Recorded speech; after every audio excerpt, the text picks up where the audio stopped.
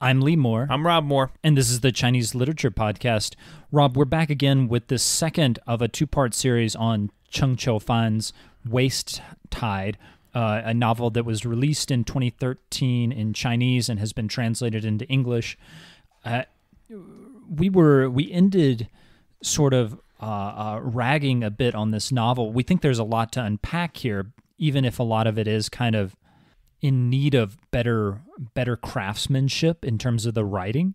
Rob, we sort of ended talking about how Chen Qiufan is being very elusive. You wanted to say more about that, didn't you? Yeah, it's interesting. There are a lot of things that I think a science fiction fan would immediately recognize. There are things that people who really read a lot of literature would probably not like here. But there are other things people might... When you say literature, you're excluding science fiction from real literature, right? Well, is in that statement? In that statement, yes. Okay, because that would be a highly contentious statement for people who think about science fiction literature. And I actually, as someone who's skeptical of science fiction, science fiction can be great literature. I think of Vonnegut. I think of Arthur C. Clarke. There is great literary merit in science fiction. It's just oftentimes the execution's kind of crummy. No genre gets to have everything in that genre be quote-unquote literature.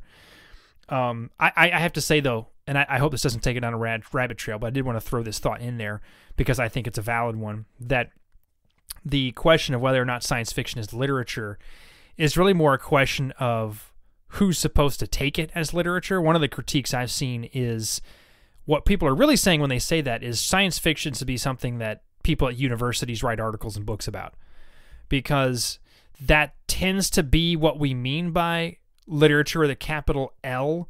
And this particular scholar, John Reeder, R-I-E-D-E-R, who's really good. And I love his question. His question is sort of like, why does it matter? Like, why do you need this to be literature, like, so that they take it seriously? Who's they? It's an interesting approach. And that problem has been kind of discussed in terms of children's literature as well, because famously Harry Potter and the Prisoner of Azkaban, which I think is a fantastic novel and I would argue a great work of literature, there was some contention as to whether or not it could compete with Seamus Heaney's translation of Beowulf, right, in a competition. I think for the New York Times bestseller list, like whether or not they could even be on the same list, because one is literature with a capital L and the other one is children's literature lowercase l. Right. Like so we don't want to be snobbish.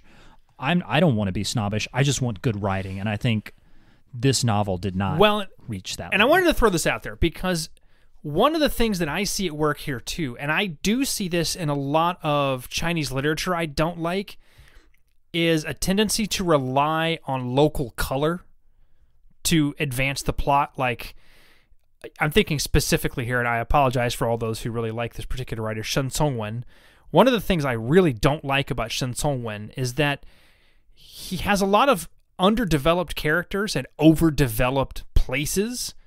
It's like reading a National Geographic article with fictional characters occasionally. Like a lot of information about the history of this festival and the thing that they're doing. There's a lot of that happening in Waste Tide as well, as though the place itself is the main character, and maybe that's how we're supposed to read it.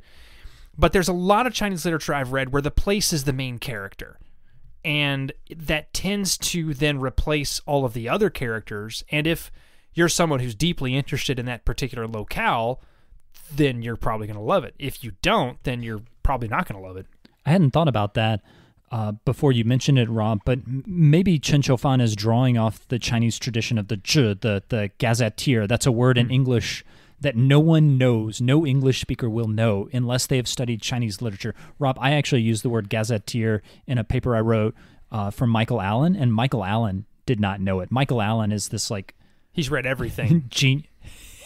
But apparently that word is only used in English to describe a particular genre of writing in early pre-modern Chinese that just writes about a place. That's all it is. Yeah. It's just, hey, this stuff, this is the history of this place. This is kind of places you should go get tea, that kind of thing. And a lot of modern Chinese literature deals with place, and it also deals with cultural legacy. The May 4th dealt a lot with that. Here you've got a lot of Buddhism, and you've sort of got Buddhism trying to, and I should mention popular adaptations of Buddhism, warping of Buddhism. I'm not sure. It's techno-Buddhism. Kind of. Techno-Buddhism, right? Well, what I mean is Chen is in the book you have kind of more traditional Buddhism with actual ceremonies and things like that. But at some point he's trying to combine it, with technology. And that's an interesting suggestion. And you do, again, that's another thread in a lot of modern Chinese literature, is a traditional idea brought up in a non-traditional way. I mean, you could even argue a little bit that's kind of what Journey to the West does, right? You have Buddhist scriptures meeting all the bonkers adventures that go before the Buddhist scriptures. You can't just give people Buddhist scriptures and say, read this. You got to give them an adventure, right? Now, it's funny, I hadn't even thought about that, but I got to ask you this, Lee. Which would you rather read, Journey to the West or this? Ooh, long pause on that one. This because it's shorter. Oh, that's a good. Imagine they were the same length. Imagine they're the same. Well, I don't even know how you would do that, but anyway. I mean, I think Journey to the West is fun. It's just like it gets old really quick. Journey to the West and this novel both lack the kind of depth of character that I expect. So when we talk in literary circles, and we try not to use too many big literature words on the podcast, but I'll throw one out there: interiority, right? So before, there is this question of when we get to read about the inside thoughts of people in literature. And this debate happens in Western literature, and it's also kind of been imported into discussions of Chinese literature. I would say that we don't really, like, when you read Homer, there's no kind of like Odysseus thought this was a good idea, and so he did. I mean, we see his actions, but we don't see the inner psychology, and that's because there is no concept of psychology until the past couple of 100 years, right? Like, right. It's only with the rise of thinking about what our minds mean that we really have interiority being expressed in literature. And the thing about this novel is we get some of their interiority, but again, it just doesn't fit together. So I think that's one way this novel is completely different from Journey to the West, right? In Journey to the West, we have no idea what's going on in their heads except based off of how they act in the physical world. In this novel, it's modern setting. We've got the modern psychology thing going on. It's just not well written. Well, and I should specify too, and I think we're on the same page with this, by well written, it's possible, and in fact I would say it's all too frequent, that you have a character whose inner thoughts are narrated, but it's so on the nose. There's no subtlety. It's like this character thought to themselves, holy cow, am I sad? Man, am I sad. My mom died last year, and that makes me so sad. Like that kind of thing, We're like, okay, I get it, he's sad, but, like, can we maybe work with that a little bit? Maybe knead it and let it rise a little bit. There were several points in this novel where I was like, geez, show, don't tell. And this is the thing that, when you're learning to be a good writer, every writing teacher will tell you, show, don't tell. Don't tell them that this character is sad. Do something that shows that they are sad. Don't directly tell them. Let your reader figure it out. I think that was something that detracted from this novel quite a bit, and I think as Chen Qiufan maybe matures as a writer, it's something that he'll get better at. Another thing, Rob, did you notice how many info dumps there are in this novel? Absolutely. There's a thing, and this is a thing that I think science fiction is particularly has trouble with, partially because of that, again, gimmicky nature of science fiction, is that it'll just have this long list of this cool information, whereas it's not at all integrated into the plot. Like, in Harry Potter, we find out things, and I'm using Harry Potter not only because I think it's a great series of novels, but also because everybody has read. I assume 70 to 80% of our listeners have read Harry Potter.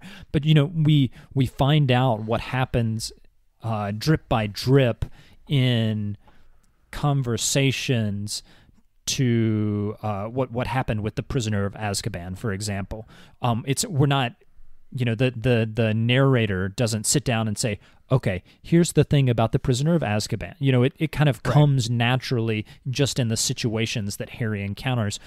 With Chen Qiufan, there were just times where the narrator sat us down pretty much, and he was like, here's the thing. There were kind of like some sort of gimmicky things where he would like have Scott, the main American character, the economic hitman, who's going to try and, I don't actually know what he was trying to do as an economic hitman. He was going to hurt people economically. And he sits down at this video, and we get essentially an info dump about all of this information that catches us up on the plot. And it's just like, that was kind of ham-handed. So yeah, the info dump is still problematic, especially if you're not into that science. You read pages and pages and go, come on, dude, like I understand. Can we just maybe leapfrog this? I'm not going to remember it anyway. One of the things I wanted to bring in here before we start to wrap up is, and I'm curious how you see this. I feel like there was some kind of figurative language in this novel about every 4 sentences. Like, so-and-so opened the door and it squeaked like a child calling for its mother. Or, the sun set behind the horizon, red like the fire in the grate of a farmer preparing for a festival. Not only was it sort of bringing up a ton of similes, but it was also doing it in this extremely long-winded way. And I'm trying to decide if that's something I have seen frequently in Chinese fiction and poetry or not. What would you say? Rob, can I? So I actually did not have a problem with that. His sort of figurative language. Maybe it's a little over the top, but I thought it was okay. Rob, is it okay if I read a passage that maybe for the listener, just so that they know kind of what we're going for? Go for it. Or what we're talking about? Scott entered the shed and stopped in front of the flesh-colored hill of prostheses. He squatted and purposefully sifted through the pile. A pungent and disinfectant smell assaulted his nose. Translucent artificial Coachellas, false lips, prosthetic limbs, breast implants, augmented muscles, and enlarged sexual organs bounced against each other, and the pile collapsed around him. His field of vision was filled with the pink glow of faux health, as though he were trapped in the storage locker of Jack the Ripper. Finally, he found what he was looking for. Right? It's super elusive. I actually thought that was pretty good writing. It's okay, but when you get it about every paragraph throughout the novel, at some point I remember thinking, I was actually listening to it in audiobook form when I was running, and I yelled out loud. I was like, come on, man. Enough of this, It was black as night, not just a regular night, but a night with no stars. There were several times when I yelled out at this novel as well, but that was not one of the reasons I yelled out. Anyway, but I am curious, because there is a tendency, I feel like, in some of the not as good Chinese fiction anyway, modern Chinese fiction, to do this. I know we've read some stories from the Maoist era in particular that felt like they had to over-describe something as a way of sort of creating heft, like just how big is this thing, Would you agree with that, or is that just me? Is that all me? Maybe. I mean, I hadn't noticed it before you pointed it out, but I wouldn't necessarily say, no, Rob, you're wrong. And, I'm inclined to say that frequently. Yes, I'm all too familiar with that dynamic. But anyway, I don't want to spend the whole time ragging on this novel, because it's not a pile of junk or anything. There's a lot of really interesting ideas here. There are lots of piles of junk in the novel. That's true. There are a lot of literal piles of junk. There are points when a lot of these things come together, and it really does work well. Like when the rebellion is happening, you feel like some things are starting to coalesce, and you're going, okay, all right, I see how some of these things are working together.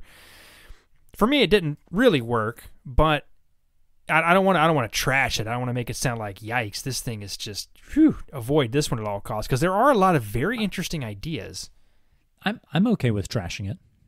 Well, it got a lot of attention. I don't know. A lot of people really liked it. So whatever. But I think the nice thing that I would say is there are lots of pieces that if they came together better and were better written, it would be really interesting. And that suggests that maybe Chen Qiufan's next novel could be good. You know, I mean, Joyce didn't write Ulysses as his first novel.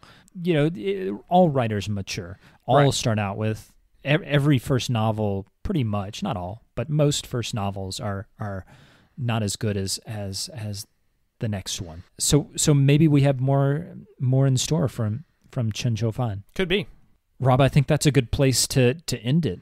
I'm Lee Moore. I'm Rob Moore. And this is the Chinese Literature Podcast.